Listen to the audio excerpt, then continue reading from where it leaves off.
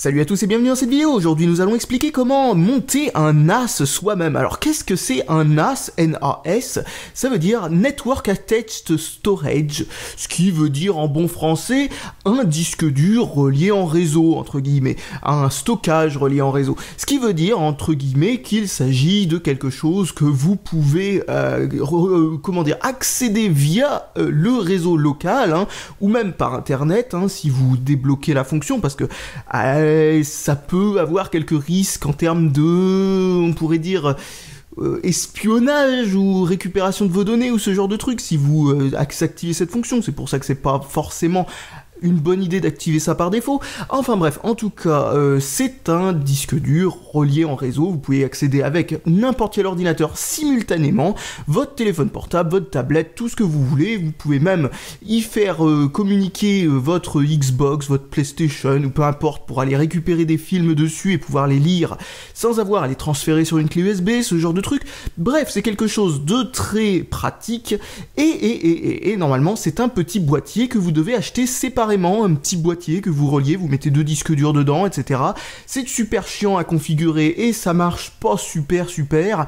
Ça peut même être super lent d'ailleurs. Ça vous est vendu comme étant du gigabit Ethernet, ce qui veut dire qu'en gros ça peut utiliser le réseau gigabit Ethernet à son plein potentiel, ce qui voudrait dire 112 MO par seconde.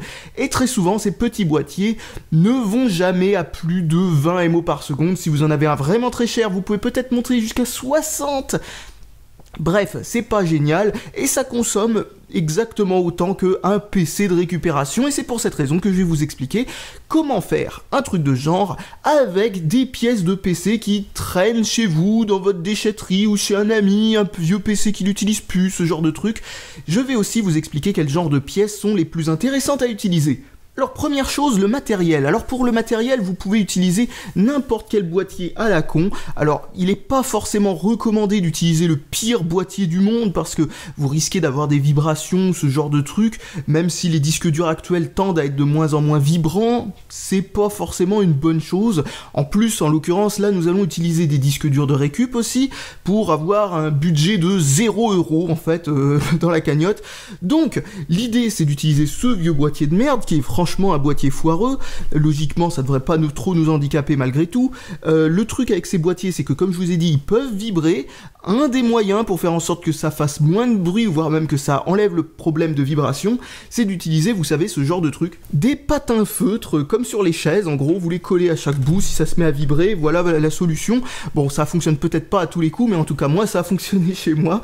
Donc, c'est une idée, ça peut servir. Ensuite, ce qu'il va vous falloir, c'est une carte mère, mais attention, avec un processeur et de la mémoire vive, etc. Mais attention, il vous faudra un truc spécifique, pas forcément une carte mère difficile à trouver, au contraire, c'est très facile à trouver. C'est même ce qu'on trouve le plus facilement quand vous cherchez des PC, on va dire un petit peu à la récupération n'importe où. Ce sont littéralement ce genre de trucs, c'est-à-dire un PC bas de gamme à base de Core 2 Duo ou de Celeron de l'époque des Core 2 Duo ou de Pentium à l'époque des Core 2 Duo ou des Athlon 64 ou des Athlon X2, ce genre de truc. C'est typiquement le meilleur truc que vous pouvez trouver pour pouvoir vous monter un PC de ce genre, littéralement, y a pas de... c'est sans équivoque, c'est ça ou rien. Vous pouvez bien entendu prendre des trucs plus récents, mais les trucs plus récents vont consommer plus, ou des trucs plus anciens, et les trucs plus anciens vont être moins performants et consommer plus. Ça c'est typiquement le minimum requis. Avec un Core de Duo, vous pouvez saturer le gigabit Ethernet, c'est-à-dire 112 MO par seconde, sans trop de problèmes, et ça fonctionnera très bien. Le truc c'est que là, il s'agit du Core de Duo, d'ailleurs le moins performant de toute la gamme, c'est un 1,80 quelque chose GHz, 1,8 il me semble, pile d'ailleurs, je suis plus certain, mais c'est un FSB 800, c'est-à-dire c'est vraiment les tout premiers Core de Duo. Si vous n'avez pas compris ce que je voulais vous dire, ça veut dire en fait que c'est vraiment littéralement le pire que vous puissiez prendre, à part si vous prenez bien entendu un Athlon 64. Un Athlon 64, même les plus mauvais, vous allez réussir à obtenir 60 MO par seconde de ce truc là, ce qui n'est pas forcément ce que l'on peut obtenir, comme je le disais, d'un truc d'un truc dans le commerce, etc., qui vous aura coûté super cher, on sait pas pourquoi. Donc ensuite, ce qu'il faut faire aussi, c'est avoir de la RAM, bien sûr. Donc avoir de la RAM, il vous faut 512 MO de mémoire vive minimum. c'est un minimum conseillé, ça peut même fonctionner avec 256, mais je vous conseille 512. Et le truc aussi qui est bien à avoir, c'est de l'avoir en une seule barrette, parce qu'en une seule barrette, vous consommerez 1,5 watts en moins environ, d'après ce que j'ai mesuré, et ça sert à rien d'avoir 1 gigaoctet de RAM, hein, franchement, à moins d'utiliser des trucs spécifiques, etc., et que vous remarquez que vous avez besoin de plus de RAM. Moi, personnellement, je me contente de 512, et ça fonctionne parfaitement. Donc hop, une barrette de RAM. Ensuite, un autre truc super important, c'est l'alimentation. Alors moi, j'ai pris une alimentation de récup qui vient de chez Delta Electronics. Je vous déconseille complètement de prendre ce genre d'alimentation, même si c'est pas le pire choix. Au contraire, c'est un choix plutôt convenable de prendre une vieille FSP ou une vieille Delta Electronics, mais étant donné que cette machine, vous allez la payer, si vous prenez une mauvaise alimentation, vous allez la payer à votre facture d'électricité, vaut mieux que vous investissiez, parce que ce sera amorti en 2 ans, 3 ans maximum, dans une bonne alimentation de bas wattage, enfin de basse puissance, que vous pouvez trouver sur Amazon pour parfois entre 30 et 40 euros. Donc c'est-à-dire en gros, vous achetez une BeQuiet par exemple, moi c'était une System Power 7, une System Power 7 que j'avais acheté à 300 watts, et ça consomme littéralement 2 fois moins d'un coup, quoi. Juste l'achat de la lime, pouf, vous divisez votre facture d'électricité par 2. Parce que les alimentations comme ça, ils ont pas un super rendement. Alors ce qu'il vous faut en fait, c'est une alimentation de bas wattage, c'est-à-dire 300 watts ou moins, si vous arrivez à trouver ça, de très bonnes marques, c'est-à-dire BeQuiet, ou ça peut être FSP, ça peut être n'importe quelle marque, hein, mais une très bonne marque, genre Enermax, FSP, BeQuiet. Et j'ai pas envie de dire Corsair, parce que Corsair, ils ont des problèmes avec leur bas de gamme. Enfin, ils ont du bas de gamme pourri, donc voilà. Enfin, je vous ai donné 3 marques sympas. Et donc, dans ces 3 marques, vous prenez une qui est 80 plus bronze, avec un bas wattage, c'est-à-dire 300 watts et 80 plus bronze, ou même 80 plus que ça, genre bronze, argent, or, peu importe. Et vous aurez forcément une consommation extrêmement faible quand ce machin tournera en veille, en fait. C'est vraiment le plus important. À savoir qu'une machine comme ça, quand elle tourne à rien faire, et même quand elle tourne à faire quelque chose, parce que ça consomme pas beaucoup plus en tournant, en faisant quelque chose, eh bien ça consomme à peu près autant que votre box ADSL, quand on comprend la box ADSL et le boîtier TV, c'est-à-dire en gros ça vous coûtera dans les 40 euros par an, pas plus. Donc bon, c'est pas si cher que ça. Bon, après 40 euros par an, c'est une moyenne, parce qu'on peut en fabriquer un qui consommera beaucoup moins. Le mien a tendance à consommer dans les 35, un truc comme ça. Certains peuvent descendre jusqu'à 20. Ça c'est celui que je suis parti pour monter. Si j'ai bien calculé la consommation de la carte mère et tout ça, a priori lui il coûtera dans les 30-35 aussi, c'est à peu près une moyenne, c'est pas si cher que ça, franchement, ça vous coûtera pas grand chose. Et en plus de ça, comme je le disais, si vous mettez moins de disques durs que moi, parce que moi j'en mets une trouzaine, quoi, là je suis parti pour en mettre 8, et que vous les éteignez la nuit, je vous montrerai comment faire ça, et bien franchement ça ne coûte pas tant que ça. Franchement ça peut baisser très bas. On peut réussir à faire en sorte que ça coûte, comme je le disais, dans les 20 euros par an, c'est vraiment pas grand chose. Donc maintenant regardons les petits quelque chose qu'il faut prendre si votre carte mère n'a pas assez de port Serial ATA pour ce que vous voulez mettre. Alors vous avez ce truc là qui permet de convertir un Parallel ATA en Serial ATA. Bon, ça peut être sympa, même si c'est pas forcément recommandé, ça marche pas super. Vous avez aussi, attendez 2 secondes, je le retrouve, quelque chose pour ajouter du Parallel ATA. Si vous voulez mettre des vieux disques durs en Parallel ATA, vous voulez recycler par exemple, vous avez quelques 250 ou 500 gigaoctets en Parallel ATA, à la limite vous pouvez acheter ça. Donc voilà, c'est juste une carte PCI avec des ports Parallel ATA, bon pourquoi pas. Ensuite vous avez ce truc là qui permet de convertir un Parallel ATA, mais là du côté du disque dur, en Serial ATA. Ça, si vous avez pas de port Parallel ATA sur votre carte mère et que vous voulez quand même mettre un disque dur comme ça, c'est pas, franchement, ces 2 trucs là, c'est pas franchement recommandé, parce que, eh bien, ça a tendance à être un tout petit peu non fiable. Donc voilà, ça se trouve sur eBay, ça coûte que dalle. Tout ce que je vous montre se trouve sur eBay pour rien du tout. Ensuite, vous avez cette carte qui permet de pouvoir mettre 2 ports Serial ATA et un port Parallel ATA. Alors à savoir que ce port Parallel ATA et ce port Serial ATA, ou ce port Serial ATA, je sais plus lequel, sont combinés, donc vous pouvez pas utiliser les 2 en même temps, c'est bien dommage. Mais bon, bref, en gros, le truc c'est que vous pouvez brancher 2 disques durs supplémentaires sur un port PCI, ça peut être sympa, ça coûte rien du du tout, ça avec dans les 2-3 euros. Ensuite, dans du plus moderne, vous avez ce genre de carte. Alors celle-là, elle est vraiment spécifique, hein. Ça c'est vraiment une plutôt bonne carte parce que c'est pas du PCI Express 1X, c'est du 4 ou du... Ouais, c'est du 4. Voilà, ok, bon, bah pourquoi pas. C'est quelqu'un qui m'a envoyé ça, c'est vrai, ça doit être difficile à trouver, hein. Mais bon, voilà, ça permet de mettre sur un port carte graphique, entre guillemets, vous pouvez mettre 4 disques durs Serialata supplémentaires sur une carte mère qui ne peut pas en abriter plus de 2, 3, 4, 6, peu importe, ça dépend. Vous pouvez en ajouter autant que vous voulez, littéralement. Ensuite, vous avez ce truc qui, lui, bah, c'est tout simplement le truc pas cher sur eBay qui permet de rajouter à la place des ports PCI Express des ports Serialata. Alors, donc, vous avez un port PCI Express et vous avez 2 ports Serialata ou un port Serialata et un port Parallelata. Donc, en gros, bon, là, c'est pas vraiment celui-là qu'il faut acheter si on veut mettre des disques durs Serialata, bien sûr. Vaut mieux acheter celui-là avec 2 ports Serialata et vous pouvez en mettre là aussi autant que vous voulez jusqu'à ce que vous ayez le nombre qu'il vous faut. Ensuite, vous avez ce truc-là qui est une... Alors, elle est en PCI, mais je vous conseille plutôt d'en prendre en PCI Express. C'est une carte Gigabit Ethernet pour rajouter à une carte mère qui n'en a pas intégré. Alors la plupart de ces trucs de là dont je vous ai parlé n'ont pas ça intégré, donc vaut mieux acheter ça séparément. Donc voilà, si vous en avez une intégrée, bah vous avez eu de la chance dans votre loterie. En gros, vous avez trouvé par exemple un des derniers corps de duo 45 nanomètres avec une carte mère bas de gamme, parce que c'est conceptuel, mais il faut une carte mère bas de gamme, parce que les cartes mères bas de gamme consomment considérablement moins que les cartes mères haut de gamme quand il s'agit de pouvoir faire un NAS par exemple. Donc il vous faut un corps de duo bas de gamme sur une carte mère bas de gamme, genre une carte mère qui vient de chez HP ou ce genre de truc. C'est vraiment typiquement le meilleur truc pour ça. Oui, ça paraît contre-intuitif, mais clairement vous divisez votre consommation électrique par 2 à prendre une mauvaise carte mère plutôt qu'une bonne carte mère. C'est très bizarre. Donc, enfin, c'est pas si bizarre que ça quand on y réfléchit, mais je vais pas rentrer dans les détails qui vous permettront de le savoir, parce que, bon, c'est en rapport avec le fait d'utiliser des composants sous-dimensionnés. Bref, on s'en fout. Alors, donc, ensuite, il vous faut une trouzaine de câbles Serialata, autant que vous en avez de disques durs, bien sûr, ça paraît logique. Ensuite, vous avez ce genre de trucs qui sont des adaptateurs pour pouvoir mettre par exemple des disques durs 2,5 pouces dans un emplacement 3,5 pouces, ou mettre des disques durs 3,5 pouces dans des emplacements 5,25, c'est-à-dire les emplacements pour lecteur CD.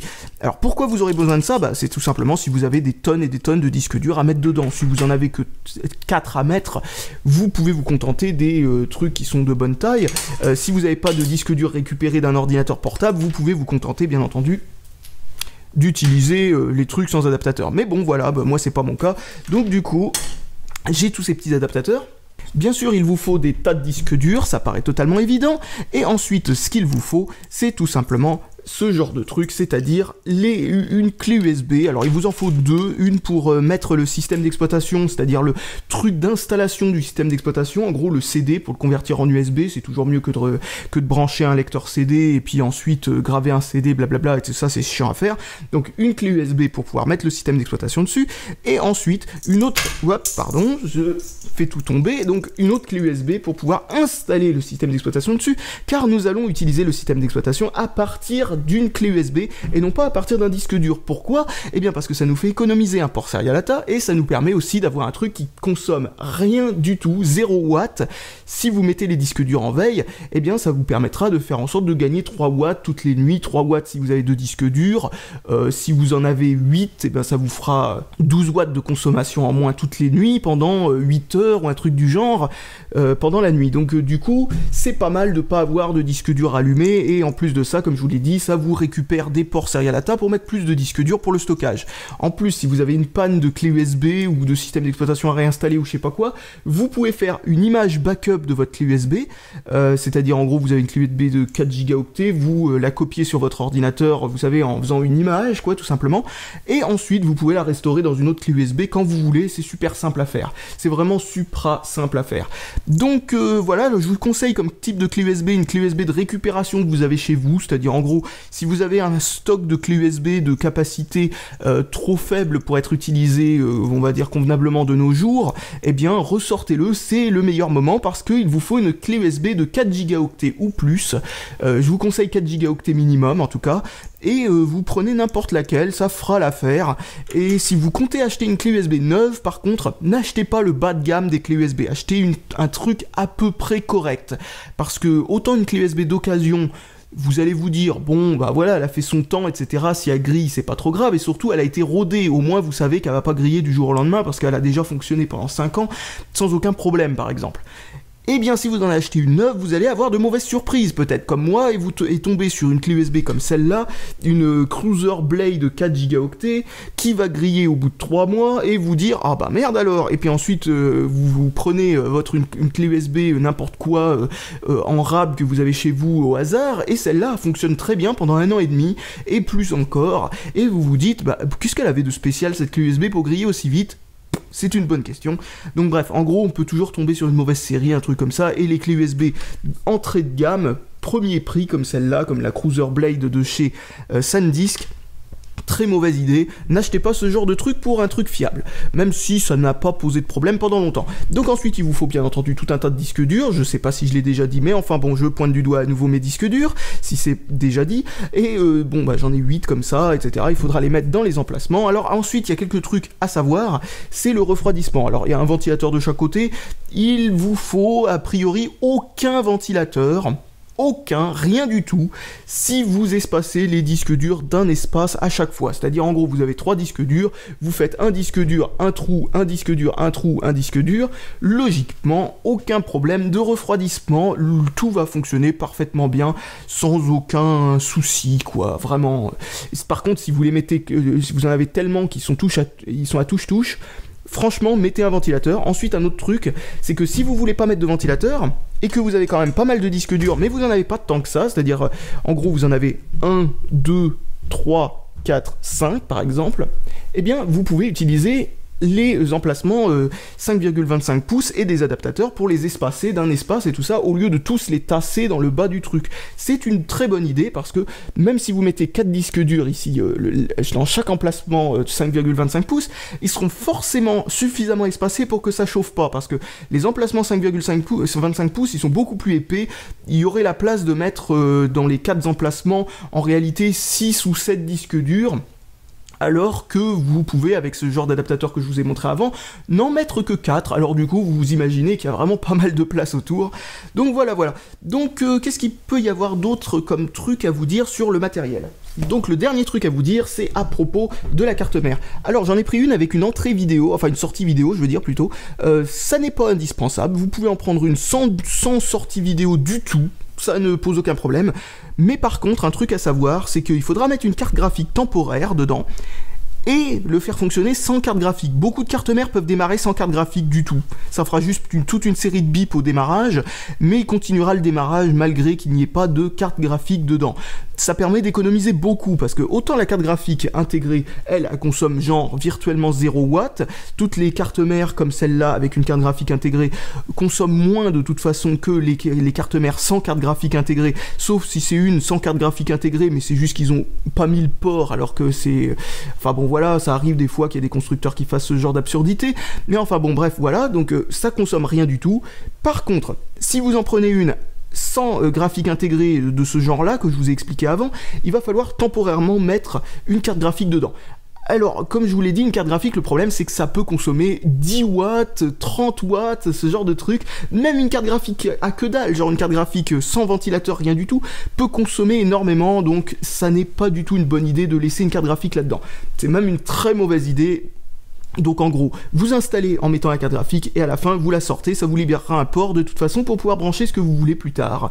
Donc c'est pas une mauvaise idée. D'ailleurs mon NAS actuel utilise cette méthode pour pouvoir, voilà, tout simplement pouvoir être utilisé quoi. Donc là en l'occurrence il y a un port graphique, ça nous arrange, ça permettra comme ça de pouvoir faire l'installation sans avoir à rien enlever ensuite, etc. etc. C'est une bonne idée.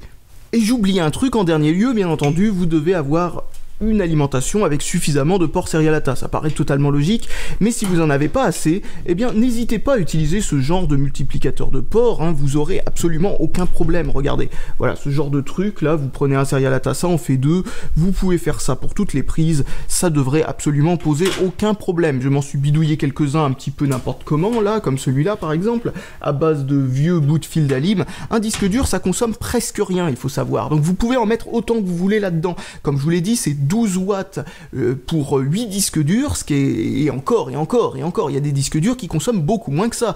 Donc 12 watts pour 8 disques durs, à savoir qu'en plus de ça, vous pouvez les éteindre pendant la nuit, c'est obligatoirement la carte mère, le processeur et tout ça qui consommera le plus, qui consommera donc entre 20 et 30 watts. Donc très franchement... Bon, les fils vont pas être surchargés si vous mettez 2 disques durs par prise, hein, vous aurez aucun problème avec ça. Franchement, ce qui compte, c'est d'avoir une bonne alimentation, ce qui compte, c'est d'avoir des fils avec un diamètre correct, mais bon, pour les adaptateurs et ce genre de trucs, logiquement, ça ne posera jamais aucun problème. En tout cas, personnellement, je n'ai jamais eu de problème de ça, avec ça, du moment que les adaptateurs sont pas faits avec des matériaux trop pourris de toute façon. Bon, enfin, après, même quand ils sont faits avec des matériaux plutôt pourris, j'ai pas eu de problème non plus, donc... Voilà. Donc bref, qu'est-ce que je disais sinon à propos de ça? Oui, donc on a bientôt fini avec le matériel. Je me rends compte que je fais un petit peu de rab avec le matériel parce que j'avais oublié ça. Mais vous aurez aussi besoin de ce genre de truc. Alors les ventilateurs, vous avez vu ça, mais ce genre de truc pour convertir une prise Molex standard en... prise pour ventilateur, pour pouvoir mettre le ventilateur en 5 volts directement branché à l'alimentation. C'est-à-dire en gros, vous prenez ce fil jaune et vous le passez de l'autre côté de la prise, comme ça. Et donc, en enlevant ce fil jaune et en le remettant de l'autre côté, vous avez un adaptateur qui, en gros, transforme une prise 12 volts de ventilateur en prise 5 volts, et ça vous fait tourner un ventilateur moins vite. Ça vous permettra d'avoir une machine silencieuse si vous n'avez pas de ventilateur silencieux à l'origine en 12 volts. Vous pouvez aussi acheter, bien entendu, des ventilateurs silencieux. Bon voilà, ça coûtera pas trop cher. En termes de budget, franchement, vous devriez vous retrouver là avec tout ça, surtout si vous avez déjà un ordinateur comme ça de récup de côté. En plus, vous pouvez acheter ce genre d'ordinateur à la brocante ou n'importe où pour 3 fois rien. Donc en gros, si vous avez déjà un ordinateur comme ça de côté, vous vous retrouverez qu'avec le prix d'une alimentation, des disques durs que vous avez à mettre dedans si vous n'avez pas de disque dur de récupération, et 2-3 bricoles comme ça, comme les petites cartes que je vous ai montrées, et ce genre de truc, ou une clé USB. En gros, ça vous coûtera pratiquement, systématiquement moins cher qu'une de ces boîtes NAS dont je vous ai parlé avant, et si ça vous coûte plus cher, eh bien ce sera de toute façon mieux. Et alors par contre, une fausse bonne idée, c'est de prendre ce genre de carte mère spéciale, petit serveur de chez soi et compagnie, là vous savez, à base d'Intel Atom ou de AMD je sais pas quoi, là, c'est une très mauvaise idée. Franchement, ça fonctionne super mal. Alors j'ai pas encore testé les AMD en socket AM1, peut-être que eux ils sont bons, mais les AMD quelque chose soudés directement à la carte mère et les atomes soudés directement à la carte mère, ce genre de truc à la con, très franchement, c'est extrêmement mauvais. Extrêmement mauvais, ça revient au même que d'acheter le petit boîtier dont je vous ai parlé avant, et en plus de ça, avec les emmerdes supplémentaires, d'avoir à acheter plein de trucs, ça vous coûtera beaucoup plus cher, enfin, n'importe quoi, ça fonctionne pas du tout. Autant acheter sur eBay, ou n'importe où, Le Bon Coin, n'importe où, un vieux PC bas de gamme de chez Packard Bell, ou de chez Acer, ou de chez HP, enfin peu importe, n'importe quelle marque comme ça, juste le truc le moins cher possible à base de Core de Duo, de Pentium de l'époque des Core de Duo, ou de Celeron. Vous aurez toujours ce qu'il vous faut, toujours. Et donc, bah voilà, maintenant j'ai fini de vous faire tout le tour du matériel dont vous avez besoin. Maintenant, ce qu'on va faire, c'est que bah, vous pouvez, si vous savez déjà monter un ordinateur, ou si vous n'avez pas envie de voir les quelques petits détails bricolage qu'il y aura en rapport avec un NAS en particulier, plutôt qu'un ordinateur standard, mais bon, des trucs que vous pouvez deviner vous-même. Mais si vous avez déjà monté un ordinateur, ça reviendra exactement au même, la suite de la vidéo. Donc vous pouvez arrêter là et passer à la partie 2. Par contre, si vous êtes curieux de savoir comment je vais monter ça et comment je vais arranger les fils n'importe comment, et à quel point le cable management va être horrible, et surtout à quel point vous en avez rien à foutre, et c'est normal, il faut pas en faire tout un plat du cable management dans un truc comme ça. C'est une machine qui de toute façon ne chauffe pas du tout, n'aura absolument aucun flux d'air et tout ça, et le plus pratique avec ce genre de machine, enfin le plus important avec ce genre de machine, c'est que ce soit pratique de changer un disque dur tout de même. Donc bon, on va pas se faire chier à liasser les câbles, à faire en sorte qu'il y ait que même pas 1 centimètre de mou à chaque bout de câble, etc. En plus nous avons un boîtier tout pourri qui qui est pas du tout fait pour ça. Enfin bref, en gros, ne vous embêtez pas avec le cable management, ça n'a aucun sens, ça n'a aucun intérêt dans ce genre de situation. Donc bah voilà, maintenant je suis parti pour monter ça va être génial. Donc commençons par la carte mère. Alors comme toujours pour monter un PC, il faut commencer par la carte mère, parce que vous risquez d'avoir l'alimentation qui va gêner ou ce genre de truc, même si ça peut être l'inverse, on peut avoir à mettre l'alimentation avant la carte mère, tout dépend de la taille du ventirad et du fait que ça va passer ou non. C'est pour ça que je vous conseille de commencer à visser la carte mère sans bloquer les vis, ça c'est vraiment une bonne idée, mais pour plein d'autres raisons que juste l'alimentation, hein. C'est juste pour que vous puissiez réaligner les trucs malgré que les vis soient commencées à être vissées. Donc bref, vous commencez à faire ça, vous vissez un petit peu tout ça pour que ça reste en place, et vous essayez de voir si l'alimentation passe. Donc est-ce que l'alimentation passe? Ça c'est une bonne question. Regardons. Donc elle se met dans quel sens? Elle se met dans ce sens-là. Voilà. Hop. Voilà, ça passe nickel. On va pouvoir laisser l'alimentation de côté un petit moment. Excusez pour le bruit que ça fait. Voilà, maintenant on va continuer à visser la carte mère. Alors bien entendu, l'un des trucs les plus importants quand vous vissez une carte mère dans un boîtier, c'est de faire en sorte que ces petites choses, qu'on appelle des entretoises, soient mises au bon endroit, qu'il n'y en ait aucune qui appuie derrière la carte mère à l'endroit où il n'y a pas un trou pour faire passer une vis. Parce que vous voyez par exemple à chaque vis ici, les vis sont pas forcément au même endroit sur toutes les cartes mères, et donc du coup il faut les déplacer, il faut les mettre aux bons endroits, les ajuster et tout ça, et si vous en avez une en trop comme ici, c'est pas grave, c'est juste que vous avez une petite carte mère dans un grand boîtier, ça pose aucun problème hein, de toute façon. Alors maintenant que la carte mère est fixée, je vais tout simplement visser le bloc d'alimentation, hein, ça paraît logique, hop, voilà, il faut que j'arrive à pouvoir le mettre comme il faut. Il y a encore une de ces espèces de languettes en métal qui empêche que ça passe, voilà, parfait. Donc maintenant, hop, je visse ça. Une fois que c'est vissé, on va commencer à se débarrasser de quelques prises de l'alimentation. Donc on va relier celles qui vont à la carte mère. Ça paraît logique. Donc hop, nous avons la prise principale qui va dans le bon sens, bien sûr. Encore faut-il le trouver, c'est toujours comme ça avec ce truc. Donc, encore faut-il trouver le bon sens. Aïe.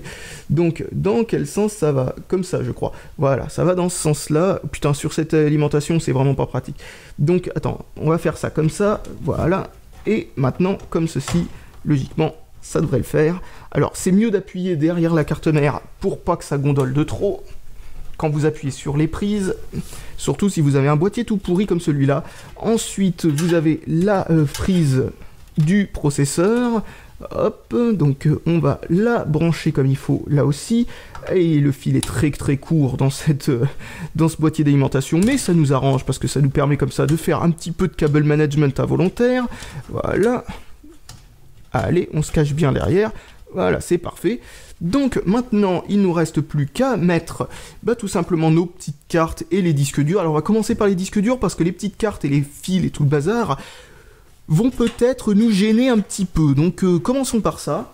Alors il est de bonne pratique avec les disques durs de mettre 2 vis d'un côté et une de l'autre, ou 2 de l'autre aussi si vous avez vraiment envie de vous embêter, mais au moins 3 vis, 2 d'un côté et une de l'autre, parce que si vous ne le faites pas, ou le disque dur peut bouger comme ça, ce qui n'est pas du tout une bonne chose, ou le disque dur peut bouger comme ça, ce qui n'est pas du tout une bonne chose non plus. Donc en gros, mettre 3 vis minimum est toujours une très bonne idée, contrairement à ce que faisait le réparateur à domicile que j'avais pour mon ordinateur il y a très longtemps, à l'époque de mon tout premier ordinateur, qui lui ne mettait par flemme que les vis que d'un côté parce qu'il avait la flemme d'enlever le panel de l'autre côté. Ne faites pas ça, c'est complètement stupide, ne soyez pas complètement stupide, c'est toujours mieux que d'être idiot. Bon, je sais pas, cette phrase part en couille, c'est pas grave. Donc maintenant je termine de mettre ça comme ça, je vais tout mettre d'un côté et puis je visserai les vis de l'autre côté quand j'aurai remis l'ordinateur debout. Alors comme vous le voyez, ça avance bien, j'ai commencé à mettre 4 disques durs, plus que 4 autres, et donc maintenant ce qui me reste à faire, c'est vous montrer un petit détail, un cas particulier qui consiste à vous montrer comment transformer, c'est pas difficile, un un emplacement lecteur de disquette en emplacement disque dur. Et très franchement, vous allez voir à quel point c'est bidon, c'est vraiment d'une simplicité extrême. Vous avez ici deux petits trucs qui vous permettent, des deux trompeurs en fait, qui vous permettent d'empêcher de mettre un disque dur parce que les vis sont pas exactement alignées à la même hauteur que sur les lecteurs de disquette, et il vous suffit juste, vous allez voir, de les tordre comme ceci.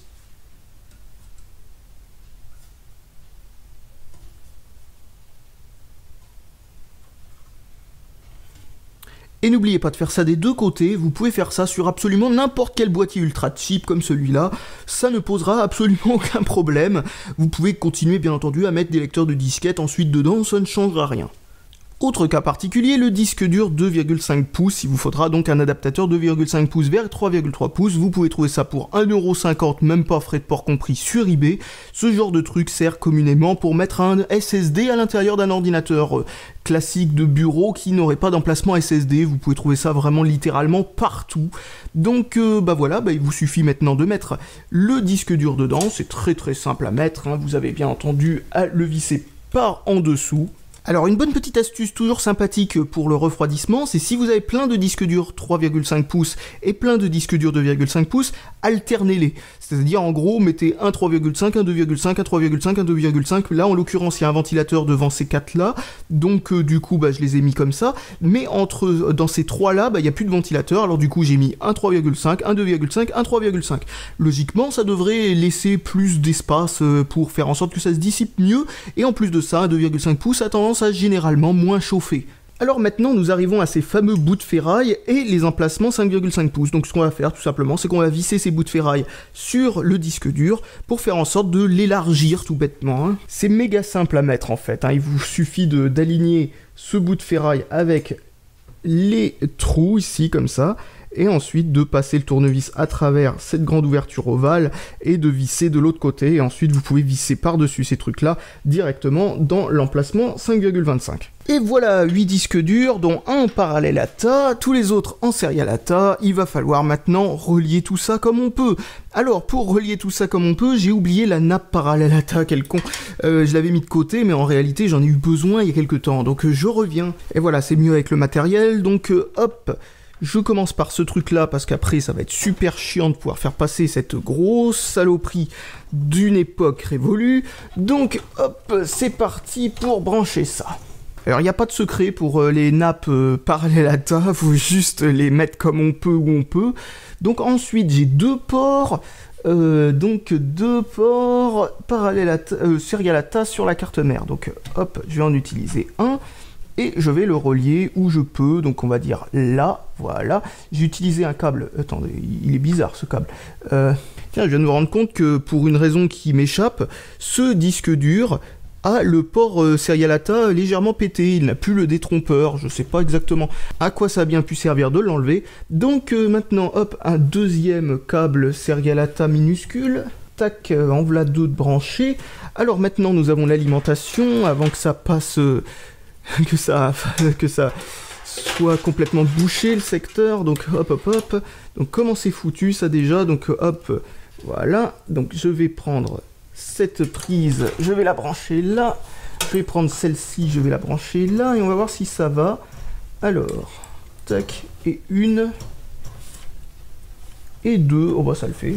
Voilà, ensuite j'ai une autre prise, je sais plus où elle est dans ce bordel, elle est là, j'ai une... Quoi, hein, c'est le bon fil ça? Attendez, je regarde. Comment c'est? Ah ouais, en effet. Oh putain, c'est... Ouh aïe aïe, oh c'est le bordel dans mon truc. Bon bah c'est pas grave, ça va le faire, hein, ça va le faire. Là, c'est fait, donc ça l'a fait, c'est bon, il n'y a pas de problème. Donc maintenant ici, j'ai le port pour brancher le ventilateur. Oh bon sang, vous voyez à quel point c'est n'importe quoi. Ça c'est normal, c'est parce que c'est une alimentation... avec 2 tonnes de ces espèces d'adaptateurs dessus pour mettre plus de prises pour disque dur, quoi. Et donc du coup, bien entendu, il faut un petit peu réfléchir le truc. Moi, j'ai rien réfléchi du tout, je m'en fiche, je branche ça à l'arrache, et on va voir si j'ai assez de prises, parce qu'a priori, j'ai compté quand même. Ça par contre, ça serait bête que j'ai pas compté. Donc ouais, il en reste 3, c'est parfait. Et voilà, pour ce qui est des prises d'alim, c'est fait. Maintenant, il faut que je remette ma barrette de RAM parce que j'ai peur de plus avoir la place de pouvoir passer. Non, ça a l'air d'aller. Non, non, c'était dans le bon sens. Voilà, donc hop, en termes de prise, ça devient déjà n'importe quoi. Donc maintenant, nous n'avons pas fini, hein, nous n'avons pas fini du tout, parce que maintenant, il va falloir que j'ajoute des ports Serialata supplémentaires. Donc c'est parti pour 4 ports Serialata supplémentaires à la place de la carte graphique. Il va falloir que j'enlève une équerre. Donc voilà. Si vous vous demandez ce que c'est que les équerres, c'est ces trucs-là pour boucher les trous vides là où on met des cartes supplémentaires dans l'ordinateur. Vous savez, genre la carte graphique, une carte truc, une carte réseau, une carte bidule, enfin bon, peu importe, tout ce qu'on peut mettre dans un ordinateur. Ça se met ici. Là, j'aurais besoin de 3 emplacements, a priori, mais attendez 2 secondes. Non, 3 emplacements, je vais prendre celui du haut, parce que ça doit être le PCI Master, je suppose. Donc, hop, voilà, tac, c'est bon. Bon, le PCI Master et tout ça, si vous savez pas ce que c'est, laissez tomber, c'est pas important. En plus de ça, ça ne change pratiquement rien. Donc voilà, ça je mets ça ici. Et j'aurai 4 ports Serialata supplémentaires. Allez hop, c'est parti pour 4 câbles Serialata. C'est presque fini, presque, parce qu'il nous manque une prise Serialata encore. Il nous manque celle qui sera là-dessus, hein. Bon, allez hop, c'est parti. Alors, je vous conseille personnellement de prendre un port PCI pour les rajouts de Serialata et compagnie, etc. Et un port PCI Express, si vous en avez que 2, pour d'autres Serialata, etc. Utilisez les ports PCI Express en priorité, et surtout en priorité, comme je le disais, la carte réseau dans du PCI Express et non pas du PCI classique, comme je suis en train de le faire. Parce que là, je suis parti pour mettre la carte réseau Gigabit Ethernet sur du PCI classique, ce qui n'est pas une très très bonne idée parce que bah, ça fait des latences supplémentaires, patati patata. Le débit est assez similaire entre le PCI et le Gigabit Ethernet. Du coup, bah, une seule carte Gigabit Ethernet sur un seul des PCI va saturer tout le système PCI, et donc du coup, logiquement, vous vous limitez non pas à 112 MO par seconde, qui est le maximum théorique du Gigabit Ethernet, mais vous arriverez peut-être avec un peu de chance à 80 ou à 60. C'est vraiment dommage, mais voilà, mettre ça dans un port PCI plutôt qu'un port PCI Express, eh bien ça a tendance à réduire les performances. Et voilà, je viens de visser les équerres des cartes additionnelles ici, et nous avons officiellement créé un monstre de câbles qui partent littéralement dans tous les sens. Je vais vous montrer ça avec un peu plus de lumière maintenant.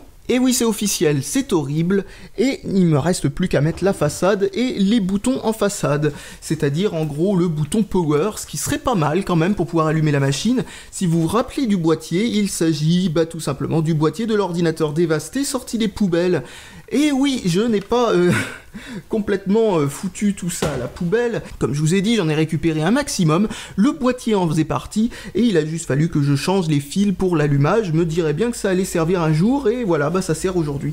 Je vous avais dit que j'en récupérerais un maximum, et le boîtier en faisait partie, et justement, ce boîtier, je me disais bien qu'il allait servir un jour. J'ai juste eu besoin de tout simplement faire une petite rafistolation au niveau des fils d'allumage. Voilà, bon, vous voyez, c'est de la gaine thermique et tout ça, et une petite soudure pour pouvoir faire en sorte de rallonger les fils et remettre des prises au bout, hein, c'est tout aussi bête que ça. Et une fois que c'est fait, bah voilà, ça fait un petit boîtier sympathique pour un NAS, étant donné que j'ai pas pris le temps de rafistoler les USB en façade, hein, on s'en fout un petit peu des USB en façade sur un NAS, hein, de toute façon. Et bien voilà, cette première partie est officiellement terminée pour de bon, et donc la seule chose qui reste à faire, c'est tout simplement de mettre le système d'exploitation sur une clé USB, comme je vous l'ai dit, et bien entendu de le mettre comme ça. Alors on va utiliser cette clé USB là pour l'installation, on va dire que le système est déjà dedans, et on va mettre une autre clé USB ici, voilà. Alors habituellement ces cartes mères ont 4 ports USB, là vraiment ils ont fait les radins en mettant 2. Bon, 2 ports USB c'est le maximum dont vous aurez besoin, et si vous en avez qu'un, ce qui serait vraiment incroyable, eh bien c'est pas grave, de toute façon il vous suffira tout simplement d'utiliser un hub à la limite le temps d'installer, et ensuite vous utiliserez le seul port USB à disposition. Voilà, maintenant il suffira bien entendu de brancher un clavier, une souris c'est pas totalement indispensable mais branchez-en une si vous voulez, un truc dans le port Ethernet, bien entendu utilisez celui qui est rajouté par vous-même et non pas celui-là de la carte mère, parce qu'il sera forcément moins bien et ça vous permettra de vérifier si ça a été bien branché ou s'il n'y a pas un faux contact. S'il y a un faux contact, il faudra nettoyer le port, bien entendu, avant de remettre la carte. Ensuite, bien entendu, brancher un écran, et on se retrouve pour la partie 2, brancher le secteur aussi, bien sûr, hein. Attention, hein. Bon, je vous prends pour des abrutis, j'ai l'impression, là, maintenant, même si ce n'est pas du tout volontaire, et donc on se retrouve dans la deuxième partie où j'installerai le système d'exploitation. Allez, salut à tous, et à la prochaine!